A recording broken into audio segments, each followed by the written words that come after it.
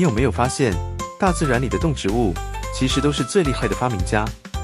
鸟儿的翅膀启发了飞机，鱼的身体让人们设计出流线型的船，甚至蚂蚁的合作方式已成为机器人学习的榜样。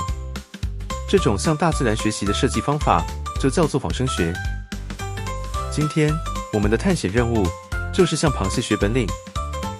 我们要当小小工程师，先观察螃蟹，再模仿它的动作，最后加入创意，打造自己的螃蟹机器人。科学动手做。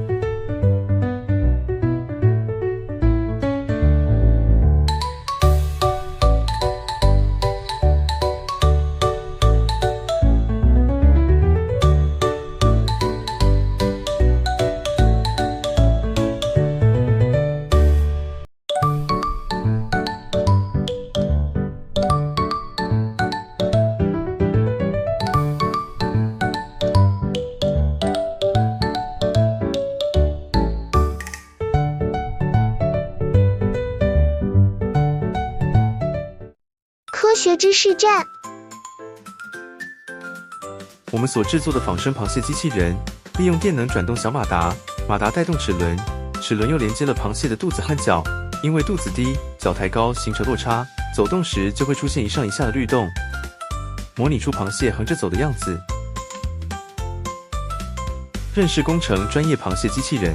螃蟹机器人属于仿生多足机器人，它模仿螃蟹的外形或是走路方式。它的特点是能够横着走，在沙滩、岩石滩、泥地都能稳定前进，适合用于研究、军事或特殊工作环境。应用案例，例如水下螃蟹机器人，可以在海底走路，用来做海底勘测、打捞或检查管线。地面探测机器人，比轮子更稳定，能在松软地面或斜坡移动，可用于军事侦察或滩头探测。微型螃蟹机器人，美国西北大学曾做出一种只有 0.5 毫米的小螃蟹机器人，未来可能用在医疗，例如血管内探测、